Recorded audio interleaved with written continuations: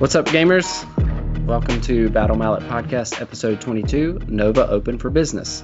This is a podcast delving into the minds of four busy gamers, their annual journey to the Nova Open convention, playing games that they love, and balancing life with those games.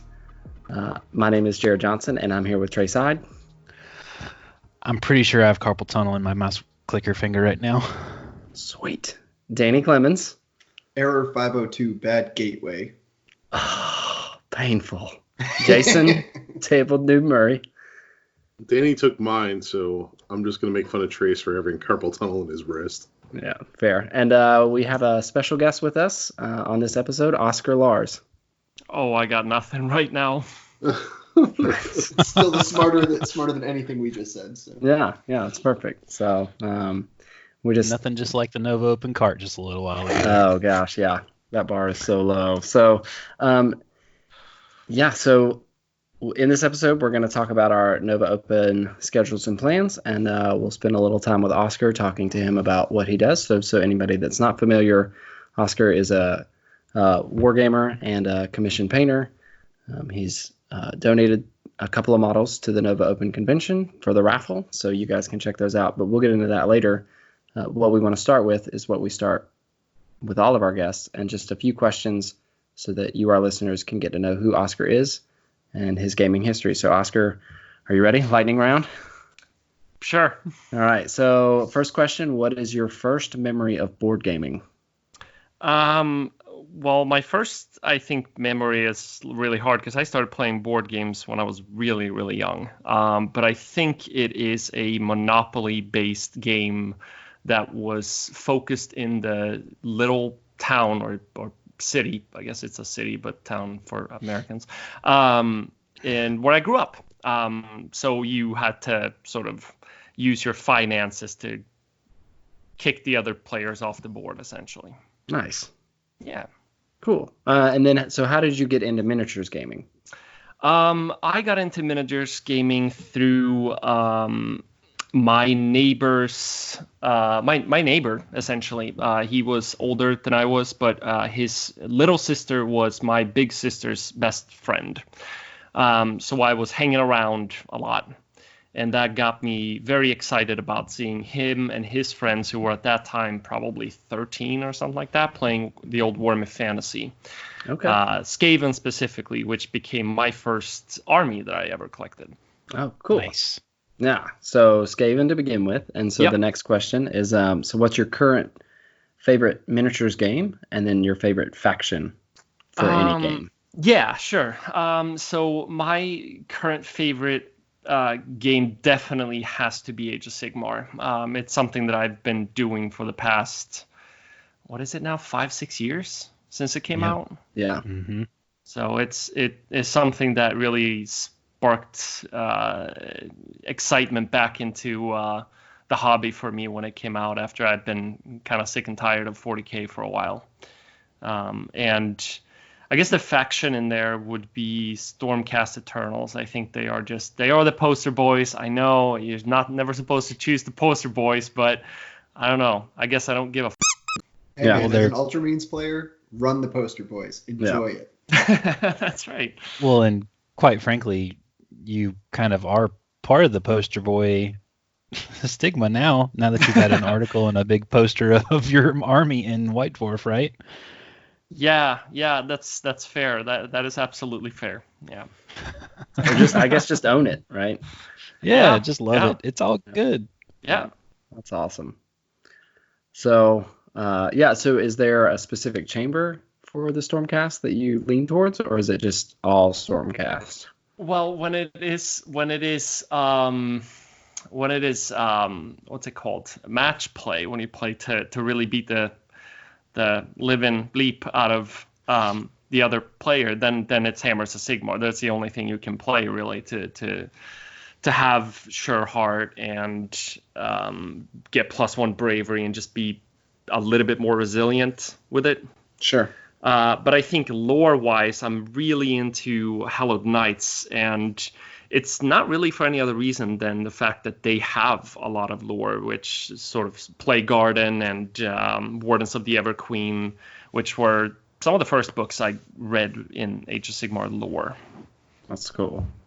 Yeah, I have small anvils of the Heldenhammer, and I just like the lore for them too. The fact that they're the super old heroes. Yeah. So, well, that's cool. Well, yeah. So thanks for answering those questions. And we'll. So at this point, I guess we're gonna get ready for those segments. So, Oscar, you'll be at Nova, and so I know you have some plans there for events, and also you've got some seminars that you're teaching. And we also want to give you some time to talk about, what you're doing now and where people can find you. But before we dig into that, like we do every episode, we want to catch up with what everybody's been up to. So, Trace, we'll start things off with you. For the first time in a little while, I can actually say I'm done painting ogres, which is good. Nice. So I've moved on to some palette cleanser stuff. So I've got all the Stormcast Eternal models for Age of Sigmar, or for Underworlds sitting in front of me. And I also added on the easy to build castigators as well. I'm going to paint all those up and use those for Warcry and Underworlds and stuff like that. So there'll be a nice little change of pace. A lot of armor, a lot less ogre flesh. Yeah. And have to also give Oscar a shout out. He's part of the reason why some of my armor and stuff on my ogres looks really good, because I took his class last year at Nova for painting non-metallic metal for an army, and it was awesome, and it came in really handy. So thank you. Thank you. I have to say that your ogres look really fantastic. I really enjoyed seeing that. Thanks. It's I tried a bunch of different stuff on them, and I was like, these are really big, beefy models. It's a really good opportunity to try some new stuff, so I did. Looking forward to finishing up some of this Warcry terrain that I have sitting here in a box, ready to go. I picked up the Soul Drain Forest as well, so I'm going to paint those up, and I'll be probably toting all that stuff to Nova so that when we have some downtime, we can play some Warcry. Nice. Oscar, do you play Warcry? I do. I absolutely do. Awesome. Nice. So What maybe we can faction get in some Warcry? games in. A few, I would say. I do Stormcast, of course. Now I'm excited about the cards that have come out or are coming out for the old cast, the first sort of Liberators and Paladins. I think they came out, right? Yeah, they came Yes. Yeah, they came out. out. So that's perfect, because that's the army that I have. But now they also have Nurgle, Rotbringers, and Demons, which is another army that I have. Just very exciting. So I'm more of that instead of the Chaos Warbands. I play with the stuff that I have. Nice. Yeah. Well, I mean, that's what's great about it too, is you Yes. can either play with what you have, or if there's like a small troop box that you're interested in, you can pick it up and play it in Warcry, and then if you like it there, maybe branch out. So that's cool. So that's kind of what I've got going on right now. On the paint table is the Stormcast stuff for Underworlds, followed shortly by Hrothgorn. So I'll get back on the ogre train and paint Hrothgorn to match the other ogres that I have, and start practicing for Nova. Yeah. So that's what I've been up to.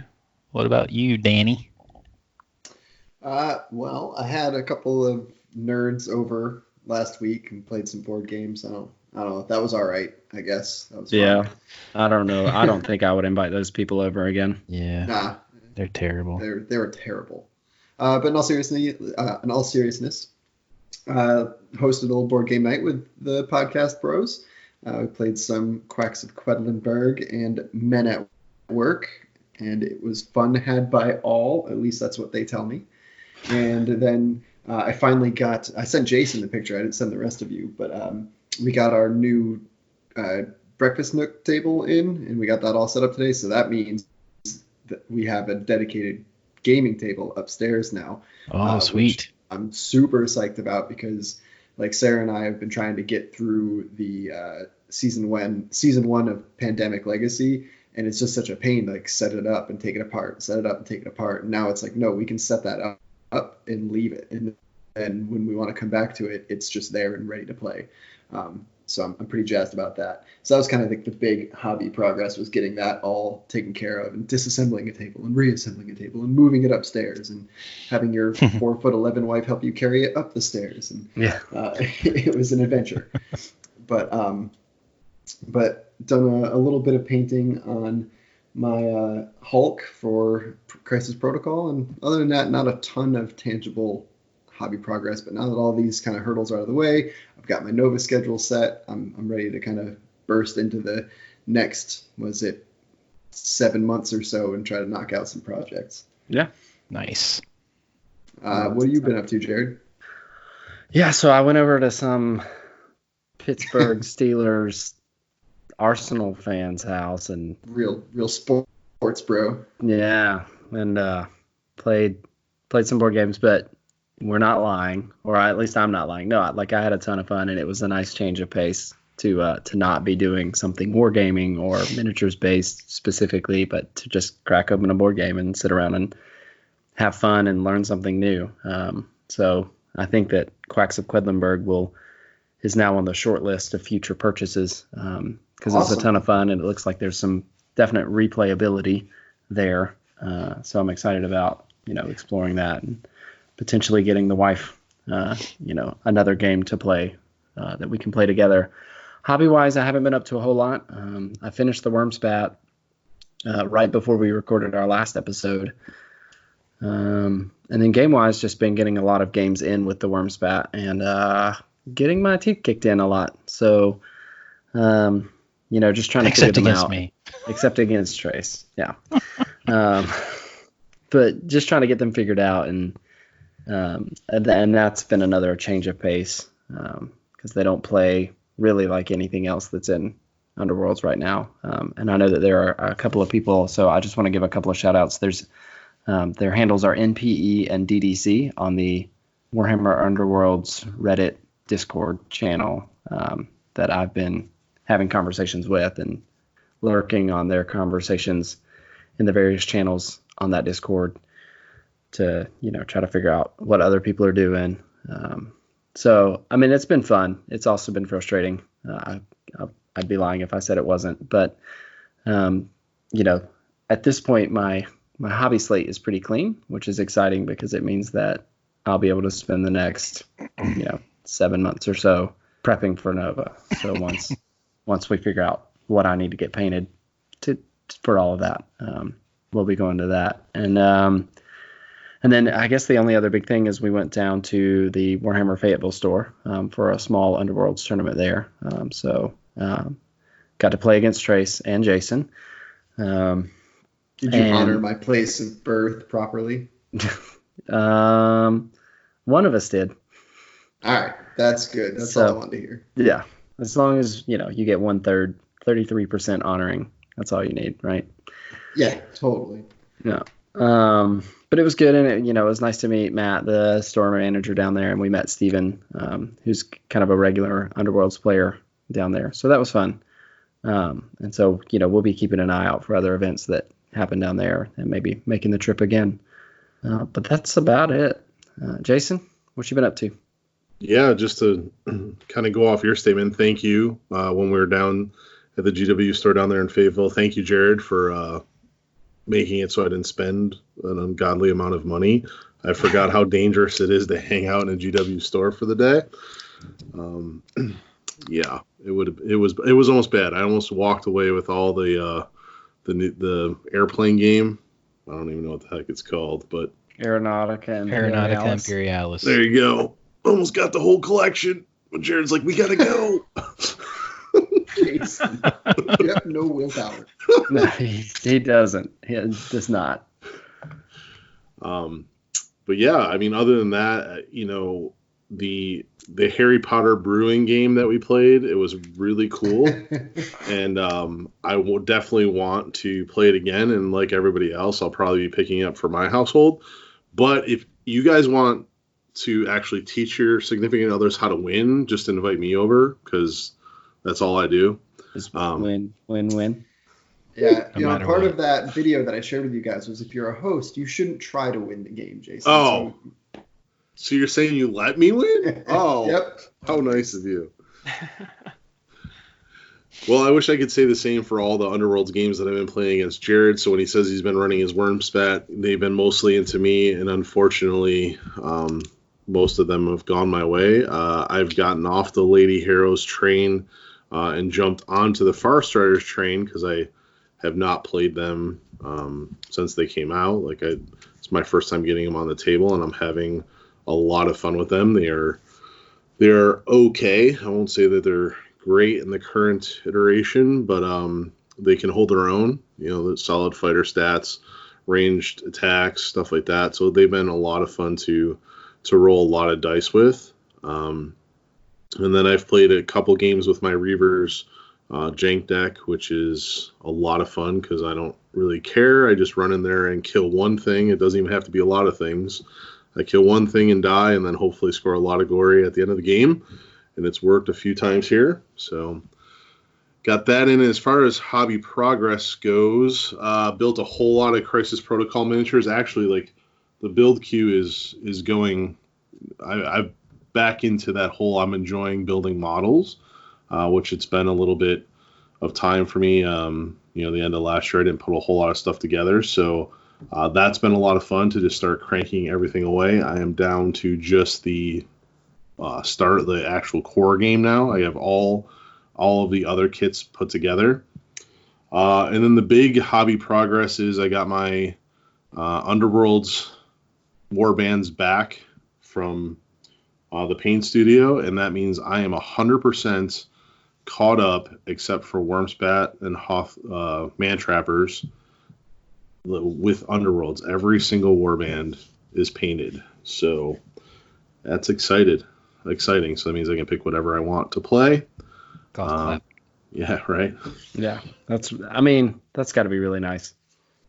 It is. It's I took a shelf of Necrons out of the case, so the Underworlds now takes up 2 shelves in the display case.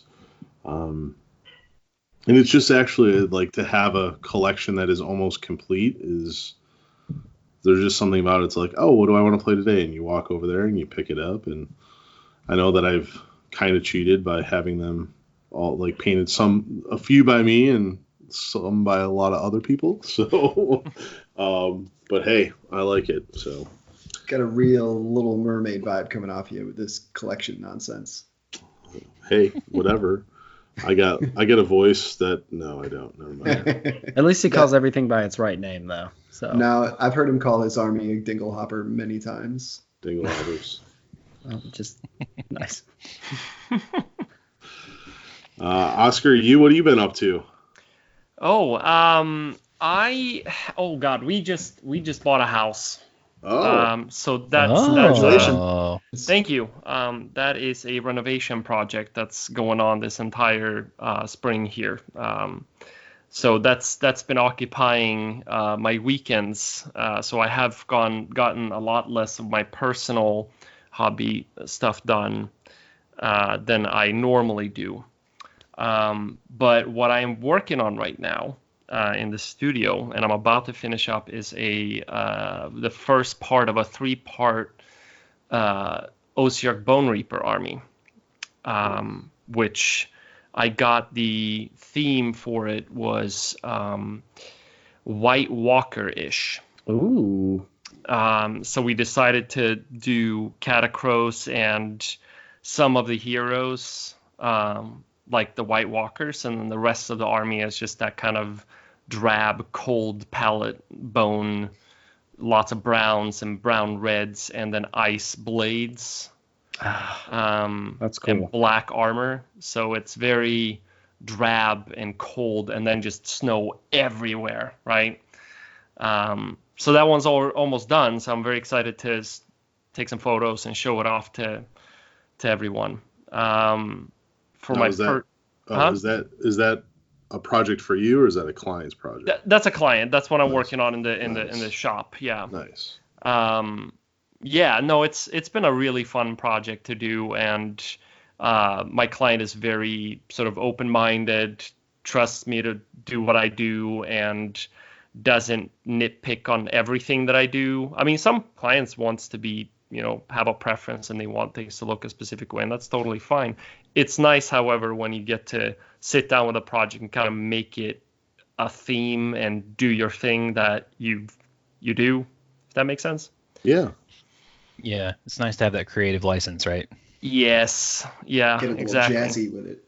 Yeah, and most of my clients, they let me have a lot of say in how the outcome is going to look like, which is nice.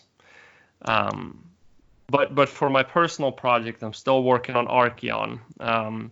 He is just very, very time consuming. Probably the most time consuming model I've ever painted in my life. And he is a big one for sure. He is very big, and there's just details everywhere. I remember I've put in hours and hours and hours on just putting in the glow effect between all of the cracks on his scales. Yep. Oh, wow. And there's so much of it, like everywhere. It's on the wings, it's on the back, it's on the tail, it's on the front of the tail, it's on the belly. It's everywhere. Is there any part of the model that you're really enjoying? Any part of the project that I'm enjoying with Archeon? Like that you're particularly that you're just loving doing? Yeah, I with Archeon specifically, I really enjoyed both painting the scales and seeing that come together. But I think the heads was my favorite part about that model. Yeah, it's such a cool defining feature of that model. Yeah. Like to have the 3 different deity heads. Yeah. Yeah. No, that was a lot of fun. And I painted those 3 heads I painted a few years ago for that model. Oh, wow. So I actually had those done before I started the rest of the model. It just never came to a point where I needed to have him finished. And that's the problem when you're working as a commission painter and also has other personal projects that you want to do. Things come in the way. And in this case, it was the Stormcast army, and then it was the Nurgle army, and then finally now I've sort of cleaned the palette a little bit for the armies that I've painted for the last several years, and finally I'm trying to put together this Slaves to Darkness small 1,000-point force with Archeon and 10 Chaos Warriors. Nice. Yeah. You doing that for doubles? Are you doing that for your doubles army? I am doing that for... Oh, he's probing you for information. Don't. I am not. That's totally fine. I'm painting him for the team tournament at Adepticon. Oh, okay. Yeah. I can hear Trace furiously scratching out his notes. Are you playing with Tom again this? Are you playing with Tom at all this year, or who are you playing with this year? I'm thinking about somebody else that played. No, I'm thinking about Rob Symes that played with Tom last year. Yeah. Oh, you were still talking to me. Yeah. Yeah. No, that was Rob who played with Tom. With Tom, yeah. No, this year it's a 4-player team. Oh, wow. So it's a little bit more complicated. So we have assembled a troupe of some really good painters. We have a team that's painting to really do something special for the team tournament at Adepticon this year. I'm not gonna go into many details on it because we want it to have an impact when we get Of there course. and show it off. But course, yeah. we're very excited to show it off and see how the community is gonna respond to it. So Awesome. I know at Adepticon, the 40K team event is is the premier event because everyone goes real big into that. Is Age of Sigmar the same way with the team event there? Is that the premier event for Age of Sigmar? I have only been to Adepticon one time before, so I'm not sure if I can answer exactly how that question is. I just know my experience of last year, and both the GT and the doubles tournament had really good hobby turnout. There was some really nice armies there at Adepticon. So I think the convention in itself has a lot of really good hobby sort of pull to it. Yep. Cool. That's awesome. And I think the guys are just trolling getting you on, because I love the commission business, right? Like, it just I love to understand how it works. Like, your studio itself, is it just you, or do you have a team that works through projects? So it's just been me for a long time. But I painted commissions to put myself through art school without taking student loan. So I have a 5-year degree in painting. So I'm very particular with how it's supposed to look, and I want my studio to reflect that. That it, like, if you go to my studio, you get a certain style and a certain quality, at least for right now. But I've been working solo for a long time, and I enjoy working by myself and being able to control exactly how things go, etc. But I have taken on a part-time apprentice that's going to come and work with me in the shop. So he's going to do a lot of prep work for me, but he's also going to get to learn from me in person, and I will be guiding him on his projects, and eventually I want him to be able to do projects at my shop standard. He can have a style of his own, but it has to have a certain amount of sophistication when it comes to color palette or to color theory and brush handling and things like that. So that it really feels like when you go to my shop, you get a certain type of quality to your product. Fantastic. I'm very intrigued. I love the whole thing. I mean, I've been through 3 or 4 different studios now, and in my free time, when part of the hobby for me is to understand the commission world, because I don't understand how, for you being a single man studio, how you can just stay motivated to paint that much, man. Like, you're cranking it out all week long, and then you're cranking it out on the weekend for yourself. That's impressive, dude. Yeah, I mean, I started painting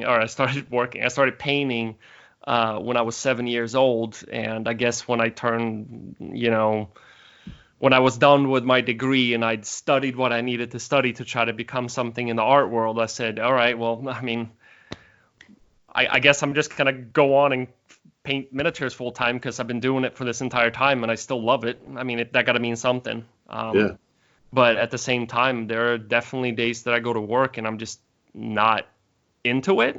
I mean, it becomes a job, and making sure that doesn't get reflected in the work is definitely not a thing I take lightly, because it does take motivational sort of talking to yourself through certain things and saying, okay, well, I just need to sit down and get started and crank this out. I really don't want to. I want to be doing something else. But it's just what you got to do, But most of the time, I'm very excited and happy to be able to do this full time and support myself through it, for sure. That's awesome. Yeah, it's kind of cool to have that amazing thing where, like, your passion becomes your hobby and your passion becomes work. And as long as you can still kind of separate the two a little bit, you can have, if you do something that you love, you never work a day in your life, essentially, is what it comes down to. Yeah, I mean, I'm definitely trying to adhere to that sort of mentality, even though, as I said, that there are definitely days where that absolutely doesn't feel like I'm going into hobby. It feels like I'm going into work. But I also have, in my life, had a lot of shit jobs that are way worse, and I definitely don't want to go back to that. So, that is a good motivation right there. Nice. You got to pay for that new house too. Yeah, exactly. Yeah. That's right. Cool. So Trace is done with Ogres and moving on to Stormcast. Just like 9 Stormcast models. That's it. That's all right. Little palette cleanser. Yeah. Danny doesn't know what he's painting yet, but there'll be something coming soon. Oh yeah, making plans. And I also so clearly enjoyed the games that we played at Danny's that I just forgot to talk about them. Yeah. It's fine, Trace. It was a seminal moment in the friendship with the other 2 guys, and you just forgot about it. Yeah, it's fun.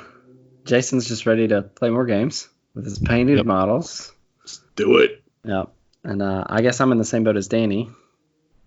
just looking at that clean hobby slate. And then, yeah, I guess Oscar just hobbies for a living. So, yeah, so that's what everybody's been up to. And so we definitely want to continue this train and give Oscar some airtime. So we'll take a break here. And when we come back, Trace is going to spend a little time with Oscar, and we'll talk to him about a little bit more in detail about what he's doing, what he's up to, where you guys can find more information, and see if we can glean any painting, color theory, non-metallic metal nuggets from him. So we'll take a break. We'll be right back.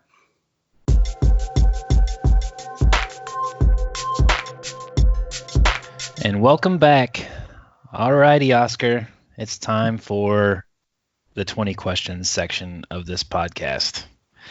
So, other than Nova, what classes or seminars or events do you have coming up? I don't really teach that much. I've only really taught seminar classes at Nova Open. Okay. I teach private classes, which is something that I definitely feel more. Let's see if I can find a good word here. But in a lack of one, it's more that I can dive deeper into each individual when I teach private classes. Gotcha. When it's a Nova, and you were there, so you really kind of knew how I structured my class, and I really tried to give each and every individual around in the classroom time that they deserve to really figure out what their things that could be improved on would be. But it's really hard when it's 15 people, and I can't even imagine how some of these instructors that have, 25, 30 people in a class, how they even can keep that shit together. Pardon my French. It's all good. So yeah, I'm more of a private kind of class, and I do that both online and in person for anybody who's local or who happens to drive by Richmond or drive to Richmond for any reason. So what's the most popular thing that you have somebody ask you to do in like a private painting lesson? Non-metallic metal. Yeah. But I've also had, skin tones, or even a very popular one is just, hey, I don't really know how to paint. Teach me how to paint. And, going through the basics of how to start someone off on the right track from the very beginning. Because a lot of the people that come to me for private classes, they have, and I have them too, and I've had them, is bad habits that is hard to shake. Yep. Like licking the brush every single time you dip it into a really dirty bowl of toxins. You know what I mean? Wait, I'm not supposed to do that? God right. Bless. So it's kind of like tweaking certain things to make sure that it's, flies on with a good start, good win in the back, sort of thing. Awesome. So one of the biggest things that I learned from you when I was at Nova and took your class, which I really, really enjoyed, was just paint consistency, because even though you think you're thinning your paints enough, you're not. Yeah. And I think that's the biggest thing that I gleaned from your class, was that, and learning to just pace yourself a little bit and not rush through it. Just be methodical, and you'll get a really good result. So I learned something from you. So that's yay. Well, I'm glad to hear that, for sure. I definitely think that that's a very important thing to learn how to do, because when you learn how to control your paint consistency, you can actually do one thicker coat. You just have to know exactly where that moment is when the paint contracts enough to not clog any details, but still leaves that smooth coat that you don't really have to put a second coat on top of. Right. But that also only works with certain paints, because different pigments have different properties, right? So, so transparency is one of them. So it makes it harder for you to be able to do that with certain yellows, for example. The dreaded yellow. That's right. That's right. So are you teaching the same class again this year at Nova? Or are you doing a different? What's on the docket for you at Nova this year? Yeah. So for Nova, I'm teaching 2 classes again of the non-metallic metal for armies. I think it's a really good like starting point for someone who hasn't done non-metallic metal before, but wants to come and learn how to do non-metallic metal and learn the sort of foundation when it's stripped down a little bit. It's not as complicated as some of the crazy sort of display model quality The of Richard non-metallic Grays of the world. Exactly, right. But then also for someone who wants to learn how to maybe dumb down their non-metallic metal to figure out how to be able to do an army of all of that without spending 7 years painting it, and sort of getting those fundamental strip downs that can really speed up the process of painting. Awesome. Yeah, and then I'm teaching a new class which I haven't taught before. And also, I should mention that these the non-metallic metal classes this year are actually going to be on Saturday, so on the weekend this time, so that for the people that don't necessarily come earlier in the week to the convention, they can sort of also get in on the action this time. But at the beginning of the week, so Wednesday and Thursday, I'm teaching a new class, which is called How to Pop Your Tabletop. Oh. And it's a class that's designed for beginners, journeymen, intermediate, maybe not advanced. Intermediate is kind of like you can choose if you want to come, but it's a really good class for sort of beginners and journeymen who they maybe know how to paint certain things, but they don't know how to paint everything, and they might have bogged themselves down into a very niche style, but wants to expand their horizons a little bit. So it allows for you to come to the class and kind of learn, well, what would you do if you worked in a commission studio, for example, and you get 15, 20 armies a year that you have to paint, and how does it work when they're so different from each other? What could you learn in a class where that's your premise, that you have Poppy Ultramarine and then you have Super Drab OBR, because that's 2 very different styles and concepts. Instead of always painting the same sort of, whether it's Super Poppy or Super Drab, you can go out and expand and learn something different, essentially. So it keeps you from basically painting the always Oscar Lars style. Yes. Like always, yes. whatever your preferred style would be, it helps you kind of break out of that mold of, this is what I like to do, but this may not be what the client wants. And so how to break yourself of those tendencies and get more results for the client, right? Exactly. And for someone who is new, who's coming in, it's a really good idea to pick up not just the concept of how you paint a tabletop figure. So it's nothing crazy we're doing here. It's just very standard. But also, what do I dedicate my time to on this model? Right. Like on each model has its focal points and it has its sort of like things that get noticed the most. Well, there's where you dedicate your time. But what would that be? And how would you paint that to a good quality, but also to in a fast pace, so that you don't sit and get, you paint a unit and then you're tired of it. That you set yourself up with a plan, and here's how you do it, and blah, blah, blah. And eventually at the end of it, you should be able to have an army that's been painted to a really nice standard where you can feel proud of it, but also in a timely manner so that you can get that army on the table and start playing it.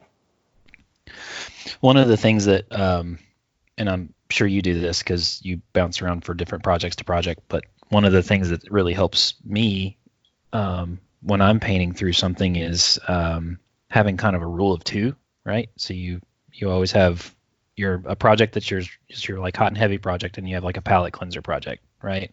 Yeah. So, and it helps to kind of get you out of that rut. Like it's like painting ogre skin, right? You paint 20 models worth of ogre skin, you're like, gosh, this is just, I can't pick up another ogre. So you pick up something else, which is what I'm doing with the Stormcast, and then I'll go back to it, right? Yeah. So But yeah, that's really great advice. Look forward to seeing how that works out for you, because I know that I really enjoyed your class last year for non-metallic metal, and I'm sure people will really enjoy the how to pop your tabletop class. So kind of more open-ended questions, I guess. Now, what if you had to give 3 pieces of advice for 3 different categories, right? One for people just starting painting, one for someone who considers themselves a decent painter, and one for an expert. What would those 3 pieces of advice be?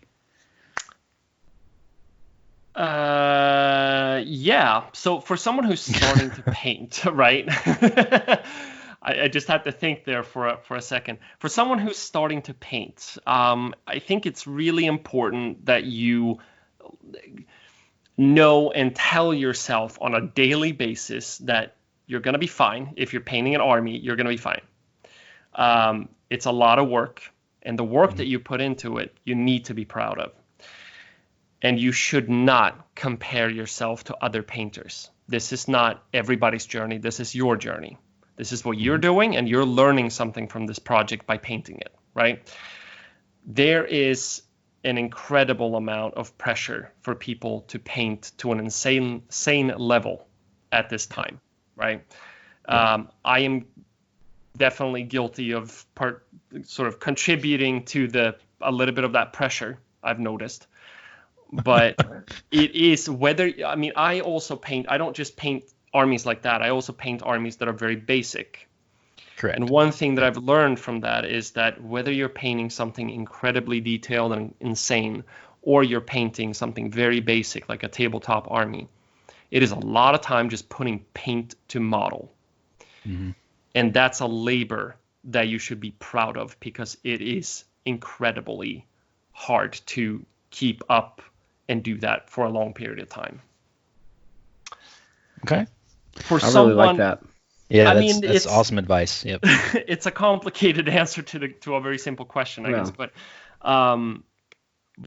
for someone who considers himself a decent painter, I think one of the things that I give advice there is really make sure you pay attention to color theory. There is a lot of painters that sort of take private classes with me or come to seminar Nova Open last year, for example, that gave me sort of an answer or a vibe or something that gave off that they don't really use color a lot. They have a very strict color palette that they limit themselves to. Mm-hmm. And they don't mix colors together. They don't put one and one together to make a baby, essentially, right? You're right. And that's a huge mistake for someone who's a good painter, who knows brush handling, right? They know how to make highlights, they know how to glaze a little bit, they know how to shade, they know techniques, but they don't really open themselves up to all of the possibilities that color have. And that's something that I, for example, have been spending time with for the past 4 years, is really digging and deep into colors. Like, for example, my style used to be a lot more cartoony and aggressive in its colors. Mm-hmm. And I've now started to really kind of dull some of it down to let other things shine, right? Okay. So an example of that would be to use browns and mix browns into colors to take down their saturation, and let other colors that are saturated, for example, really take the first step out. They are the ones that are the star of the show. And that can have a really, really nice impact on how your models and your army looks, because it brings in a level, right? It brings in, you see that first color and it's a beautifully painted and organized color scheme. And then you get in deeper on it, and you start seeing more colors and more complexities to it as you go into it. It pulls you in, and then it shows you a story. That would be my advice for a painter who's decent, who knows technique, who wants to sort of progress and get better. So you're kind of talking about differing levels of contrast using colors and saturation rather than just like your color value. Yes, exactly. I mean, yeah. To expand on that, I sometimes have a hard time keeping it cohesive here, but I'm gonna try. Um, when it comes to contrast, you have several different ways of creating contrast, right? And saturation is one of them. But so you can dull other things down, right, with brown to, like you said, knock back a little bit of the impact on the color by saturation to get a bigger contrast between the two colors that you're playing. So you have a primary color and you have a secondary color. And the primary color is the armor of an ultramarine, right? And then you have that poppy yellow color, right? The Swedish flag yellow color on the trim. It looks great as a cartoony thing, but if you rather than take it down and make it like a brownish yellow color, then all of a sudden that blue might not be so competed with by that yellow, and let the blue take presence on that stage. If that Which is makes why sense. gold looks really good with it, right? Exactly, because it's a brownish yellow kind of code there. Yeah. Wow, Very Danny. cool. Expert and you didn't even know it. Well, just I'm feeling pretty good. I don't even have any words to say here. Just feeling pretty good. All right, and for somebody who you would consider like a master's level painter, For someone who's a master's level, please give me your tutorials because I'm really eager. I'm not going to give advice for an expert. They're better than I am, so I'm eager to learn from them. Yeah, it's one of the cool things about the digital age is that you can kind of get to just look at all these people's different beautiful artwork, and that's where that pressure that you were talking about comes from. Yeah. It's just the access to be able to look at somebody's amazing work and just be like, gosh, I am terrible. And then you snap all your brushes and move on for the rest of the day. Yeah. But I mean, I've been there, Yeah. I wasn't born like this. I worked really hard for this. But I've been at the point where I've looked at someone's work in a white dwarf and said, how do they do that? You walk into a store, you see a display case. I remember a specific army in Stockholm at the GW store in Stockholm when it was when it had a lot more. Now it's the Warhammer store. It's a little less of like displaying other people's work. But back in the good old days when Games Workshop had their sort of red and yellow theme signs, they showcased a lot more, of the community's armies, for example. And I walked in once, and it was just when those washes had come out, a little just around that time, right? You walk in, and I'm looking at this gorgeously painted Sisters of Battle, the metal model army, right? And it was metallic, but it was not too, like, it wasn't crazy shiny. It just had that sort of like metallic sheen to it, but it was still matte enough, flat enough for it to sort of, you can grasp all the colors, not overly competing with everything else. I'm just walking in. I had to go up to that guy, and I was. When did the washes come out? Like 2005? You mean like the Null Oil Yeah, I mean the previous. So you're talking like thinking about and Devlin Mud. Yeah, And what was the other one? I don't remember. I can't remember the black one. Yeah. But the talent in a bottle is what they started calling it. Devlin Mud, rest in peace. Yeah, Devlin Mud was the magic. Yeah. I think that was like 2005. Yeah, something like that. Yeah. Anyway, so I walked in, and at that point I definitely was a novice painter, and I walked in, and I had to go up to the store manager and say, how did they do this? How do you get this? Because when I'm painting, it does not look like that. And the guy was like, oh, I got your solution for you. I wish I could do a British accent, even though he was Swedish, but and he handed me the sort of wash set, or the paints, and I was like, this is what it does. Came home, put it on, looked like shit. It's learning what people can do with the product, not what the product does. You know. Well, I don't think there was ever anything greater and like the pinnacle of tutorials and painting than the back of the box in the original GW products. Oh gosh. Oh yeah. Where it'd be like, here's a horn on a Chaos Space Marine. It's bone white, like stark white, no warm tones at all. Here, we took the chestnut ink, and then all of a sudden it's a completely done horn. And you're like, that's not how that happened. Yeah. I remember getting my first pot of chestnut ink. And that does, first I remember the smell. Yeah, Do you guys remember the smell of chestnut ink? Oh yeah. Okay. So that's a lot what contrast, like Snakebite Leather, when I opened up Snakebite Leather for the first time, I was like, this is chestnut ink. That's what this is. Like, it smells the same. It's all the same. I just took all that old chestnut ink and put it in a new bottle. But yeah, I remember the first time, same thing, Danny. Like, I was looking at the back of one of the boxes. I was like, no, you're lying. That's not how that worked. Yeah, it's like the whole joke where we say paint 2 circles and you have an owl kind of deal.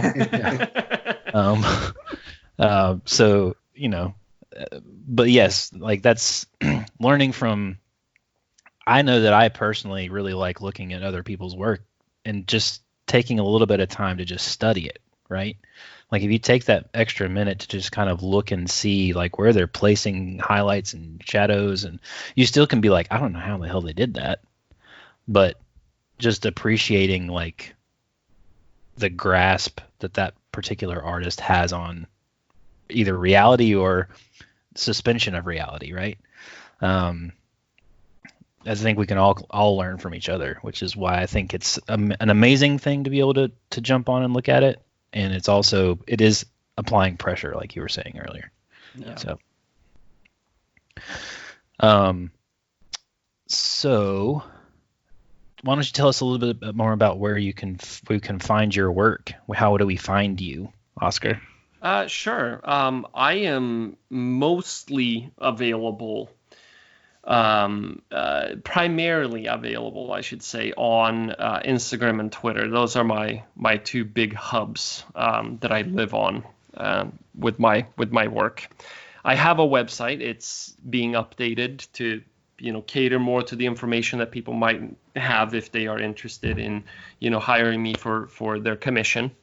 But my Instagram and Twitter are definitely the places that you would be able to find what I'm working on currently. If I have any news update about a tutorial that's coming out or that has come out, if I have any new products that are being released and sold, and my handle there is just at Oscar Lars. My website is oscarlars.com. Awesome. And on my website, I also do have a link to tutorials. And the tutorial project I'm working on with Martin Kramer, who's a Dutch film editor who also plays Warhammer, who's a fantastic guy. He's just so talented, and he donates his time to this project that we're doing. Mm-hmm. He does not. He's not asking for any payment at all, which is incredible that he is willing to do this. But so it's a segment into my YouTube channel here. You can also find me on YouTube, where it's also under Oscar Lars. That's the channel name.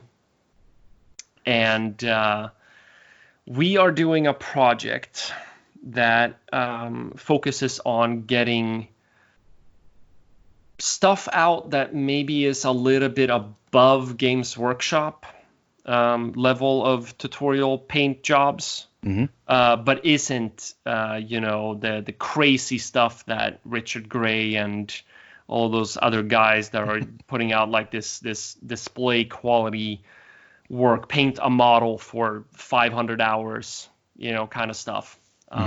It focuses a little bit more on like, well, the stuff that I do, which is armies, and that's what I love. I'm not as intrigued by display quality models. I'm not hungry for a Golden Demon trophy. Right. I want to try it, but that's not what I hunger for. So I have a hard time like getting myself to sit down and like come up with a project that I'm like burning for, because I want to paint an army, Mm-hmm. Yep. But on that YouTube channel, you can find things like how to paint ogre skin, and we go over, like what colors you mix and how you can sort of like get the blends to look right by layering color. So we focus a lot on that, which Trace, you have experienced in my class at Nova Open. I like to layer color for a reason. Gives you more control, if I remember right. It gives you more control, and it gives you, in my opinion, a better, a more impactful color. Because it sits on top of something that supports it. And I remember going into Nova last year, I actually watched your non-metallic gold tutorial prior to going to Nova.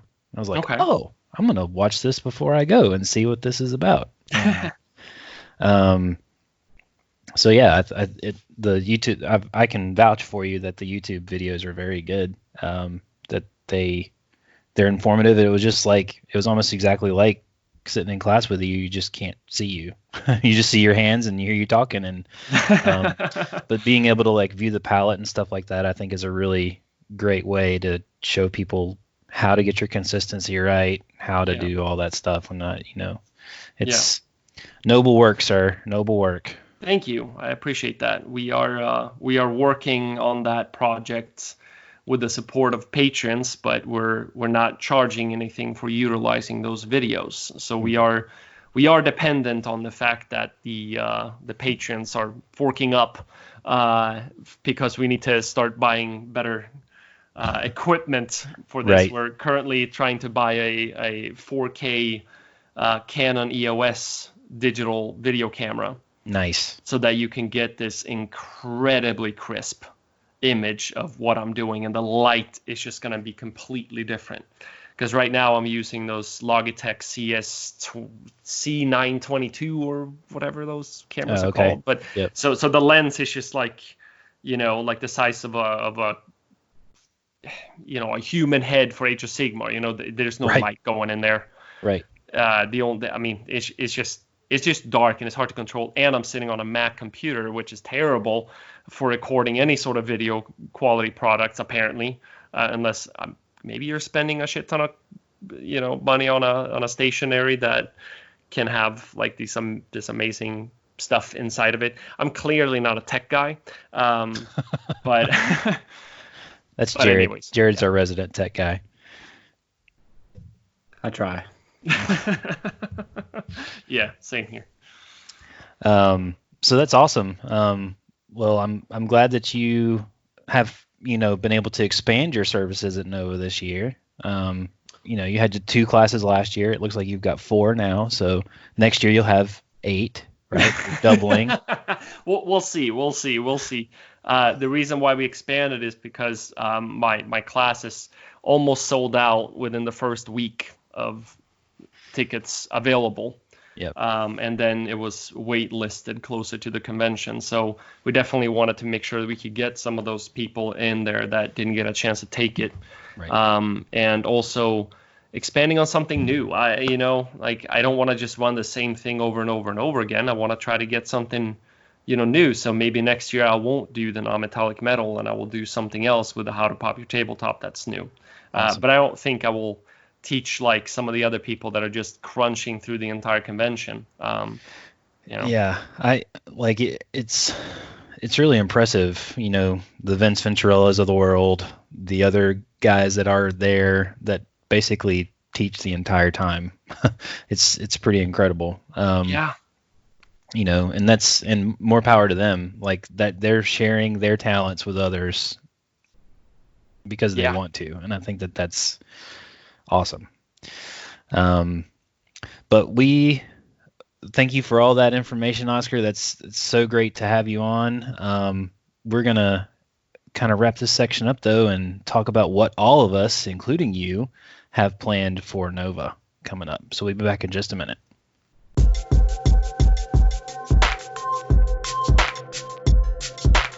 And we're back, and we fought the 502 errors in the timeouts as the internet crashed the Nova server because we are all registering here earlier tonight. But now I'm very excited to talk about what do we have planned? What is scheduled? What do we commit to? Because the Nova schedule has changed a little bit for us this year. So, Trace, kick us off. What did you register for tonight that took you exactly 33 minutes and 50 seconds to process your checkout? True story. I have already made edits, first off. What? Yep. Just giving away money. Yeah. Well, not really. No. It goes to your credit bin and you get to use it again. It's all good. It's fine. So things I signed up for, first and foremost, we all sign up for the Games Workshop reveal just because it's fun to just go get to look at stuff before it goes on the internet. And it's just and we got a model last year. Yeah, we did. Model again this year. Which is already this year I'm sold out. expecting a whole army. Yeah, that's my hope. I want a battle box under my chair. There you go. With 350 people, I think we'll be pieing the sky for that. But I could not believe it because last year those tickets for that preview event lasted a couple of weeks. This year, They're gone. it is. Yeah, it's 10:30. Registration opened at 8. 350 gone already. Wow, that's crazy. People are I thirsty think they for their expanded free it model. last year too. Yeah, they had 250 seats, I think, last year. Yeah. Dang. And I think that they let people come in just for standing room that didn't actually get one last year too. Yeah. So I did that. I signed Jared and I up for the Age of Sigmar doubles. Woohoo! Boo. Maybe we'll end up playing Oscar and whoever his partner will be this year if you're playing. I am not. Oh no. I know. I'm a little bummed about it, but that's just how scheduling works. Yep. He's got that class from 8 to 3 that day or something like that. I do. Yeah. I thought, or I was You thought led about it. led in a direction that didn't happen, and it just nothing anybody did wrong. It just it's hard to run a big organization and get all the scheduling done, and they did a fantastic work accommodating me for this, but it ended up being on a Thursday, and I'd taken Friday and Saturday off because I thought that it was going to be on the Friday or the Sunday, the Friday or the Sunday off. So because I thought they were going to be on those days. So unfortunately, it didn't work out. But Yeah, and it kind of dug into our plans too, because the game that we traditionally had played is like our competitive game, which is Warhammer Underworlds. It was always the event that was in the night, right? So you had all the stuff during the day, and then you would go play Underworlds at night. And it was like pretty much every evening. But this year, the schedule changed, and now the Grand Clash overlaps with Age of Sigmar doubles. And so we had to make choices, and Jared was the one who asked me first, and I was honestly surprised. He was like, "So are we doing doubles?" And I was like, "Oh, I don't do this to me." And I just said, I'm happy to do either.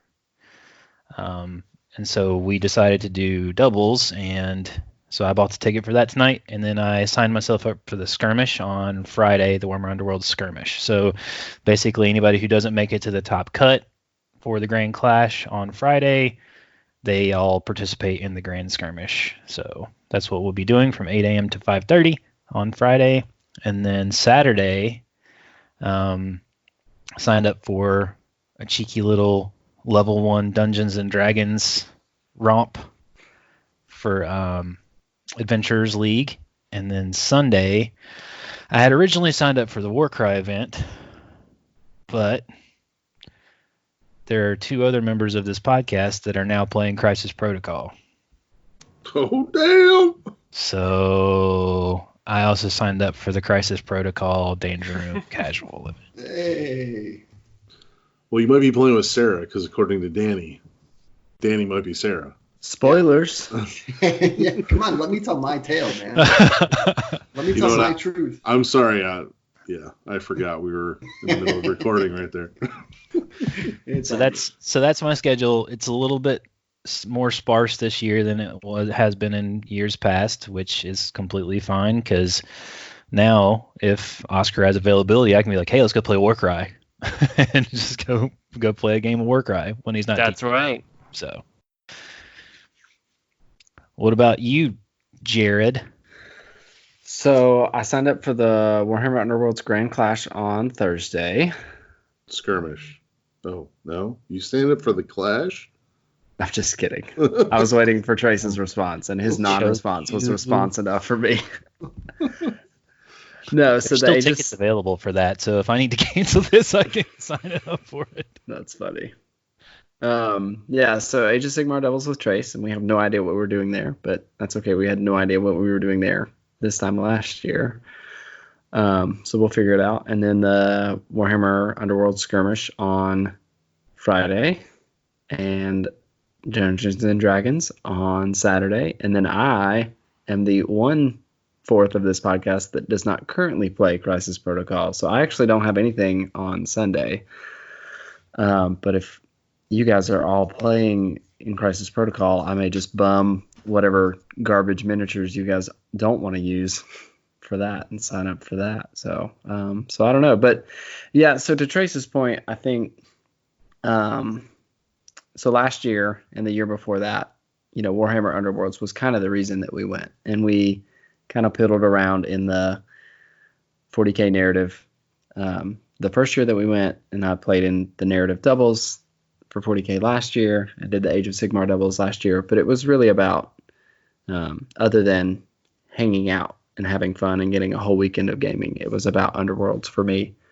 And I just had to make the decision that if I signed up for the Grand Clash, then ultimately that meant that the whole trip for me would have been based around Underworlds, and that was not what I wanted for myself. And I really want to be able to do both. I want to play Age of Sigmar Devils, and I want to compete in a Warhammer Underworlds Grand Clash, because it's, unless something crazy happens, it's the only Grand Clash that that we'll get to go to. And so that was kind of a tough decision for me. But in the end, I want Nova to be about everybody being able to play what they want to play, and for all of us to be able to get the best experience there. And so for me, that meant playing Age of Sigmar with Trace. And so we'll see. We'll see if I have regrets. I can't promise that I won't, but I am excited because Trace and I had a ton of fun list building last year and revealing the combos, and we did get the one game where we did the thing. And so I'm sure that Trace will plant a seed as we move along, and he'll kind of begin to design a list that does a thing, and then he'll show me what it does, and we'll play a practice game, and it'll do the thing, and I'll be like, okay, yeah, I'm sold. So we'll see. But yeah, so we have no idea what we're doing there. I think the hope is that each of us in our halves will be able to paint some models that will be part of a larger force that we will continue on. And so whether that means that I'm doing Bone Reapers or Stormcast, we don't know yet, but we'll figure that out. And then, so that's it. So, but I am the super nerd that convinced some of us to play Dungeons and Dragons on Saturday, just because I was talking to Jason this weekend, and I told him it was going to be dumb fun, and he said, well, it'll be dumb. And I'm like, well, yeah, that it'll probably be dumb fun to just mess around with level 1 characters for an hour. But one thing that did come up in that conversation that I am a little bit excited about is designing a character and then maybe getting on like Hero Forge or something, or maybe even using, some of the existing miniatures for Dungeons and Dragons, and really maybe even putting in some effort on a one-off model. So painting something, maybe even to a higher standard that I've ever painted anything before. So there's that part of it that kind of excites me. So so that's it. That's what I've got going on. Danny, what'd you sign up for, bud? Oh boy. Well, remember last year when I was like, I think I only want to sign up for like one or two things. I don't want to use up all my time. I'm kind of nervous about this whole like gaming convention thing. Well, none of that happened this year, so I have a pretty packed schedule, which is kind of crazy. But I've got nervous energy about it. I'm excited and nervous. It's kind of like kind of a leap of faith, but I'm looking forward to it. Wednesday night, Games Workshop preview. I don't know. I think you guys might have talked about it, so I'm not going to divulge in it. I think we covered that one to death. I'm really looking forward to it. It was fun. Hopefully, it'll be some cool reveals. And like I said, I'm looking for my battle box under my chair. If I don't get that, I'm going to write nasty emails to Games Workshop and just be like, yo, like I have a certain level of expectations around these parts now, and you did not fulfill. Needs to be at least to start collecting. Yep. It'll got to be a start collecting, and I you know what, I'm sitting here saying this, and what's going to happen is they're going to give us a start collecting box, and it'll be Eldar. Yeah, well, great. It'll be start collecting box with new plastic aspect warriors, and Danny will just mutter himself to death. You're welcome, Nova attendees. That was on me. But then Thursday, pretty light day, doing the Lord of the Rings Siege event, which I'm really looking forward to. It's kind of a one-off. Like if you are defenders, you bring more points. If you're the attackers, you bring fewer, and they use special rules. So I might be defending a castle, or I might be trying to siege a castle, and I think that'll be a lot of fun. Then Friday is my all-day Lord of the Rings day. Middle-earth strategy battle game, if you will. And I'll be doing the Chaos and Arda event, which I skipped last year because I didn't really understand what it was. And it seemed, when the title was Chaos and I didn't really know the game at all, I was like, that seems like a bad fit for a new player that doesn't know what's happening to go into a 4-player 1v1v1v1 situation with changing rules every turn. I was like, hard pass. Not going to do that. This year, looking forward to it. I think I'm going to do something kind of crazy and wonky. Because they got rid of the team event. Last year they had the team event, which was like you were either part of the good team or the bad team, and there was like 6 players and you all kind of riffed off of each other. And some people brought some really funny, wonky lists. Like I got completely steamrolled by a guy that brought 2 Oliphants, and that game literally lasted, I think, 2 turns. So I think for the Chaos, I'm toying with just bringing as many ring wraiths as I can in the points allowance, just for fun, and see what happens. Nice. And then I will be returning to the doubles event this year with Jimmy. This time Jimmy won't cheat. He'll actually model his models correctly, and we won't, pretend that we have bows and arrows for a whole game when we totally didn't. Oops. Yeah. We will also probably start drinking earlier, so that will be fun because it's 1 to 8 o'clock, and so I'm sure we will be completely in the mind to make clear and sound gaming decisions during the doubles event. Saturday, I have enrolled myself in the Crisis Protocol tournament, not because I have any delusions of winning a tournament, but because it was the best chance to actually play Crisis Protocol, and I'm pretty psyched about that game. And then Sunday, the Crisis Protocol casual event, which I might not look like me. As Jason spoiled, my wife might be coming to DC that weekend, and she wants to come and check out the Nova event. She's pretty psyched about it, but it's going to matter whether she can get her schedule to work out right. And if she can, the one game that she was intrigued about was doing the Crisis Protocol casual event. I think part of that's because her big bear boyfriend Jason wants to do it as well, so I think she feels safe in his warm embrace. And so I'm scheduled for it. And so if you see Danny Clemens on the Crisis Protocol casual event, and he's a tiny little chick, that's my wife. So or Danny Clemens. It could be me. I could make some crazy changes between now and then. It's 2020, man. Live and let live. Science is crazy these days. But that's kind of my schedule. I'm pretty jam-packed. All my days are full except for Thursday, really. Wow. You definitely bit off a lot this year. Yeah, the way that I'm looking at it is I'm really only playing 2 games, Like it's a lot of events, but I'm only doing 2 game systems, so I'm not feeling as overwhelmed. Your brain's just going to melt and be like, I'm going to fall asleep on my feet is what's going to happen. Yeah. Y'all know me. If I play for like 4 hours, I'm cranky, 5, and I'm dead. And so, yeah, I'm going to do an event from 1 to 8 o'clock. That'll go well. Or 9 to 7:30. Well, good, man. I'm glad you got all your events. For me, for us, I think this is a great point to just reemphasize what we're about here. Like, it's about balancing life, games, and more importantly, friends. Like, We all hung out at Danny's house this past week.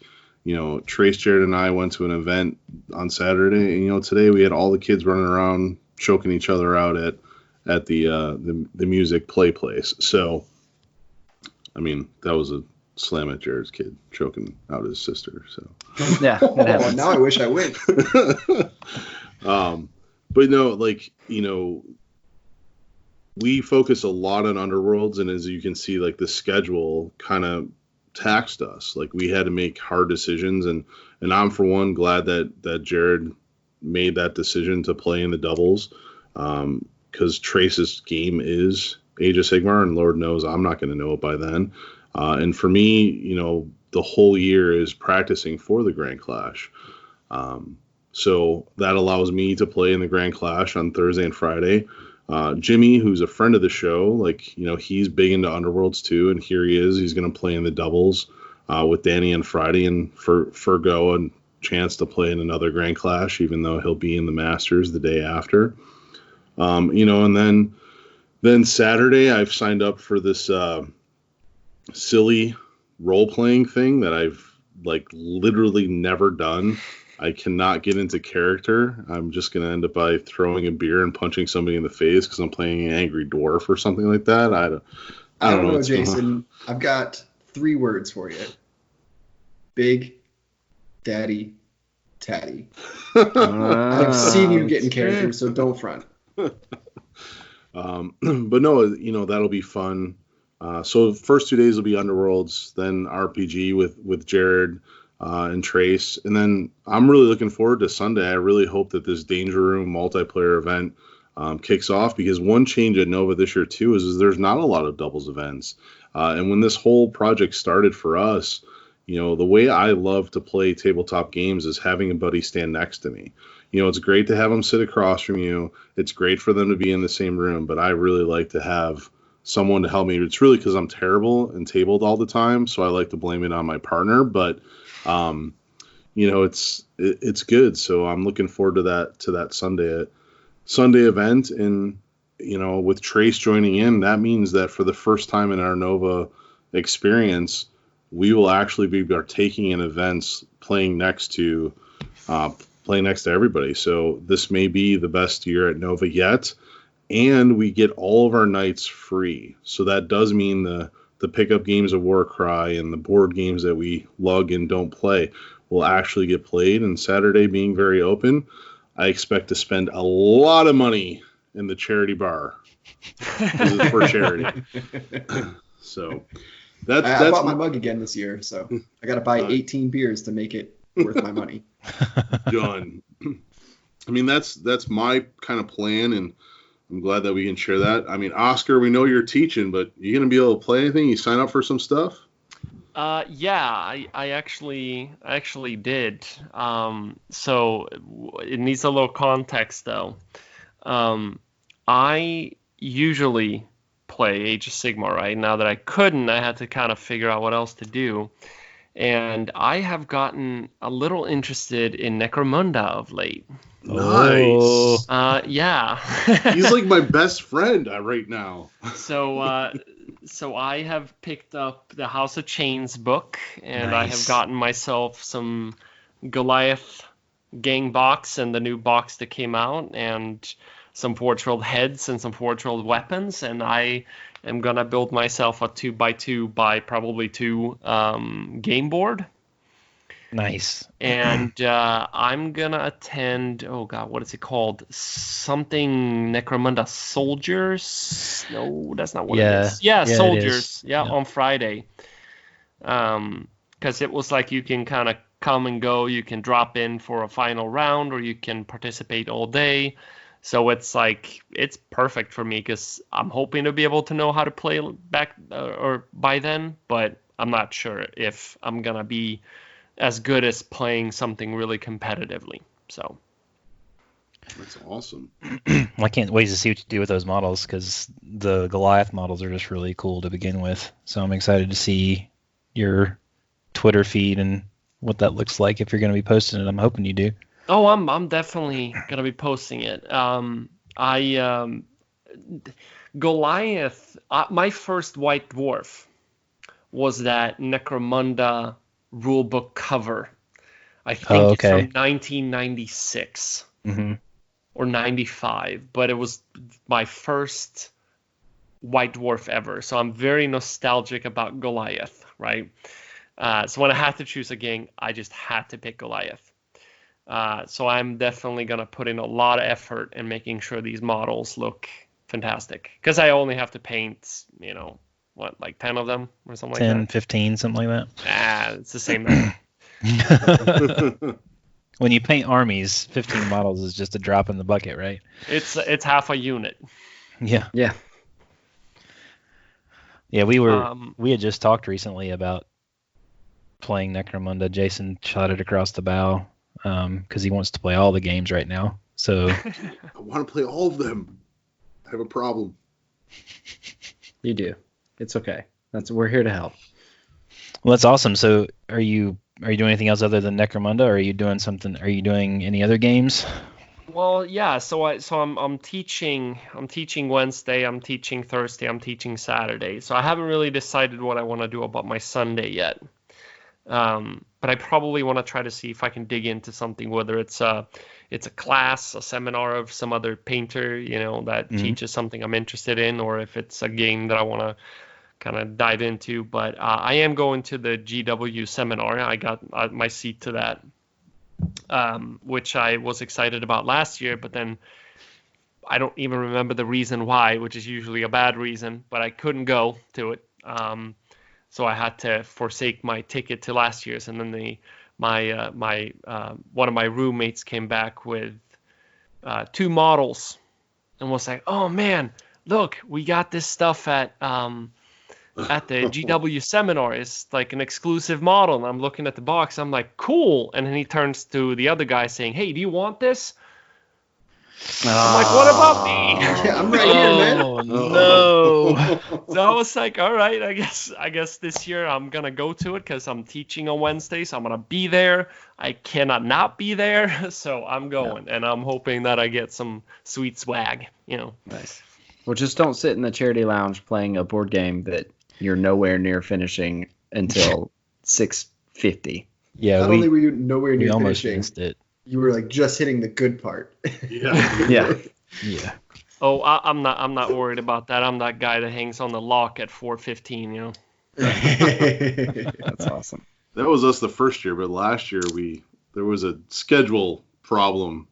Thank goodness someone looked at their watch and we I made did. it. So. I was like, we need to go. I don't know. I'm always paranoid about the Nova Open elevators because they're always taking forever to get somewhere. Gosh. So I'm probably gonna sit in my room at 2:00 and be like, "Am I gonna be able to make it down in time?" Yeah. Just take Then the you also stairs. get the kind of fun experience of like, what kind of new smell am I going to discover in this elevator as well? Yeah. It's Right. good times. Well, I do have an addendum. Uh-oh. Uh-oh. Definitely just logged into NovaOpenStore.com and signed up for the Crisis Protocol Danger Room Atta event. boy. So, Go. Look out. Taking over the danger room. Can't be Attaboy. stopped. no, so there we go. It just happened live. Oh. Man. Man. I just want to play games with you guys. I thought you were going to play the escalation for Underworlds. I thought you were going to be the only one. Nope.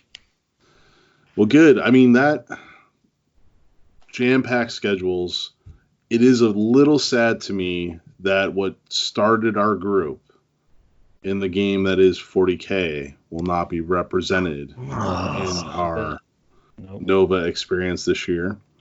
But we got a lot of things to look forward to, a lot of paint commissions to send off. And, with that, we'll take a break and we'll be back out for the outro.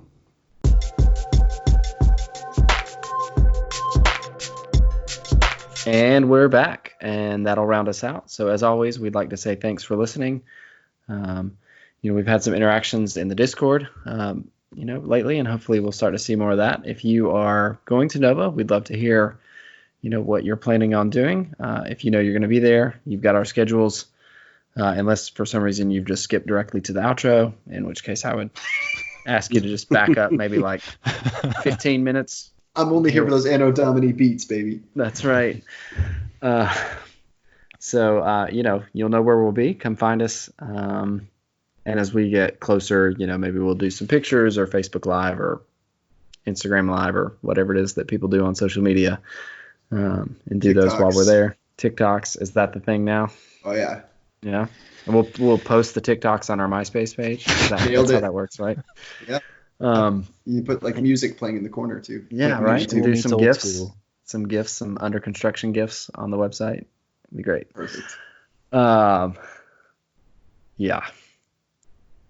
So thanks for listening. If you like what you hear and you want other people to be able to find us through search algorithms and stuff, give us the 5-star reviews on iTunes, on the podcast listening platform of your choice. You can find us on Facebook, we're Battle Mallet Podcast. On Twitter, we're Battle Mallet 1. On Instagram, we're Battle Mallet PCast. So you can find us all there. Feel free to hit us up with a message. We do have a Discord. There'll be a link to the Discord server in the show notes. And I think that's it.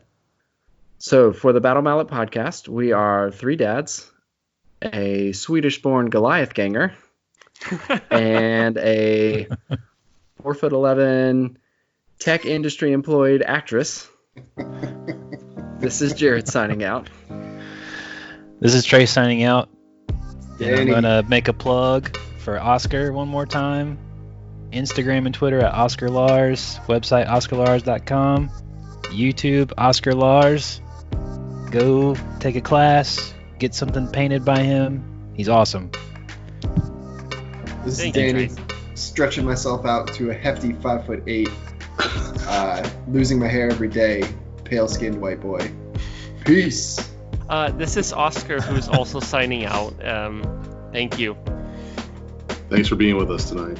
Thank you so much for having me. And I'm Jason Tabledew Murray. Never tell me the odds.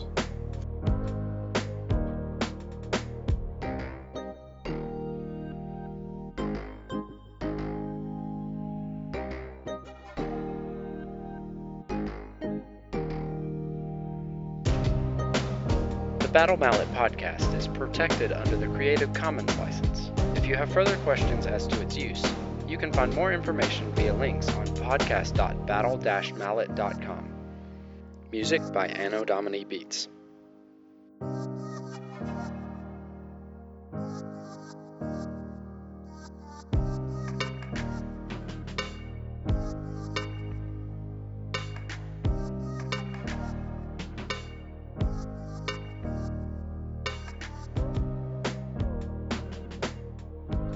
We try to be family friendly, but I can also edit out, the bitches and so. Whoa! This Wow. I've never said that ever.